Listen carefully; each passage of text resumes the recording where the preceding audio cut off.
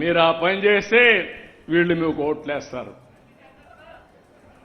అట్లా కాకుండా మీరు కానీ ఇవన్నీ చేయకపోతే మనం ఓట్లు అడిగే అధికారం కూడా ఉండదని చెప్పి కూడా నేను మీకు తెలియజేస్తున్నా.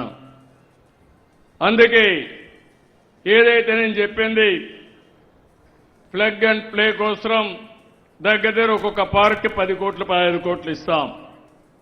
చిన్న చిన్న పార్కులు కూడా పెడుతున్నాం. చిన్న చిన్న పార్కులు చూస్తే 10 ఎకరాలు 20 ఎకరాలు నానో పార్కులు ఇస్తున్నాం. కావాలంటే రైతే పారిశ్రామికవేత్త కావచ్చు. రోడ్డు పైన మీ భూమి ఉంటే 40 ఎకరాలు ఇంకొక 50 ఎకరాలు మీరు తీసుకోండి. మీ 2-3 కలిసి ఒక ప్రైవేట్ పార్కు పెట్టండి. ప్రభుత్వం ఇచ్చే రాయితీలన్నీ ఇస్తా, మీరే మార్కెట్ చేయండి, మీకు సహకరిస్తా. అందులో వచ్చే డబ్బుల్ని మీరే తీసుకుని మీరు కూడా బాగుపడాల్సిందిగా మిమ్మల్ని అందరినీ కోరుతున్నా. రైతుల్ని పారిశ్రామికవేత్తలు చేయాలని, రైతుల్ని ఈ పార్కులు పెట్టే యజమానులుగా, మీ భూమి మీది. ఇప్పుడే ఒక మిత్రుడు అన్నాడు మేమంతా అని. నేను ఇంత మునుపు నుండి ఇది కూడా చెప్పేవాడిని. ఆ 20 మందో 10 మంది రైతులు కలిసి మీరు ఒక పార్కు పెట్టుకోండి, మీకేం కావాలి లేఅవుట్ ఇస్తాం, పర్మిషన్ ఇస్తాం, మేము కూడా మార్కెట్ చేస్తాం, మీరు కూడా మార్కెట్ చేయండి. వచ్చిన వాళ్ళకి భూమి ఇద్దాం, వస్తువులు కల్పిద్దాం, అందులో వచ్చే డబ్బులు మీకే వస్తుందని చెప్పి కూడా నేను మీకు తెలియజేస్తున్నా. అలాంటి విధానానికి ఈరోజు శ్రీకారం చుడుతున్నాం. 10 ఎకరాల్లో నానో పార్క్ పెట్టచ్చు. అదే మరి 10 నుంచి 100 ఎకరాలు ఎంఎస్ఎంఈ పార్కులు పెట్టచ్చు. 100 ఎకరాల నుంచి ఇంకా ఎక్కువ ఉంటే మేజర్ పార్కులు కూడా ఎంఎస్ఎంఈ పార్కులు పెట్టి మనం ముందుకు పోయే పరిస్థితి వస్తుంది. ఆడబిడ్డలందరినీ కోరుతున్నాం, మీరు కూడా ఎంఎస్ఎంఈ పార్కుల్లో ఒక్కొక్క ఇండస్ట్రీ పెట్టి మీరు కూడా డబ్బులు సంపాదించే మార్గానికి దోహదం చేయాల్సిన అవసరం ఉంది. మగవాళ్లే ఇండస్ట్రీ పెట్టాలని లేదు. బాగా చదువుకున్నారు, ముందుకు రండి. ముందుకొచ్చి మీరు కూడా చేయగలిగితే అన్ని విధాలా మీకు కూడా సహకరిస్తామని చెప్పి నేను మీకు తెలియజేస్తున్నాను. ఇక్కడ మీరు గుర్తుపెట్టుకోవాల్సింది, నా ఆలోచన ఒకటే, అమరావతి రావాలి.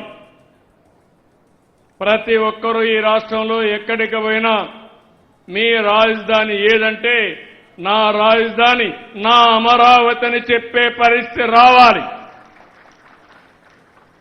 అక్కడి నుంచి అన్ని ప్రాంతాల అభివృద్ధి కావాలి. ఈరోజు నెల్లూరు జిల్లా ఉంది, ఇప్పుడు కొత్తగా వచ్చిన కందుకూరు కూడా ఉంది, కృష్ణపట్నం పోర్ట్ ఉంది, కృష్ణపట్నంలో ఇప్పటికే క్రిష్ సిటీ కూడా వచ్చింది, ఇండస్ట్రియల్ పార్క్ పనులు అవుతున్నాయి. రామాయంపట్నం వచ్చింది, రామాయంపట్నంలో బీపీసీఎల్ 95,000 కోట్ల రూపాయలు ఖర్చు పెట్టి పెద్ద రిఫైనరీ పెడుతున్నారు. అదే సమయంలో అక్కడనే అరామ్కో కూడా వచ్చి వారితో కలిసి నెక్స్ట్ లెవెల్కు తీసుకుపోవాలని ఆలోచిస్తున్నారు. అదే మాదిరిగా ఏదైతే ఎప్పటి నుంచో చెప్పాను ఎయిర్పోర్ట్, తప్పకుండా కావలి పక్కన ఏదైతే మన దగదర్తి ఎయిర్పోర్ట్ తొందరలోనే ప్రారంభించి వీలైనంత తొందరలో పూర్తి చేస్తాం. 2 పోర్ట్లు, ఒక ఎయిర్పోర్టు, భవిష్యత్తులో ఇంకా అనేక అభివృద్ధి కార్యక్రమాలు, సోమశిల నీళ్లు, నేషనల్ హైవేస్ కానీ రైల్వే లైన్స్ కానీ ఇన్ని వస్తులుంటే ఇంకా మీకు కావాల్సింది ఏంటంటున్నా, మీ మైండ్కు పదును పెట్టండి, మీరు కూడా పనిచేయండి. నేను ఒకటే ఆలోచిస్తున్నాను, ఈ 3 ప్రాంతాలకి 2 జిల్లాలకి వస్తే తిరుపతి ఒక స్పిరిచువల్ సెంటర్గా ఉంది, శ్రీ సిటీ ఇక్కడే ఉంది. రేపు కూడా ఎల్జీ 5,000 కోట్ల రూపాయలు ఖర్చు పెట్టి ఒక 10,000 మంది ఉద్యోగాలు కూడా క్రియేట్ చేసే పరిస్థితికి వస్తున్నారు.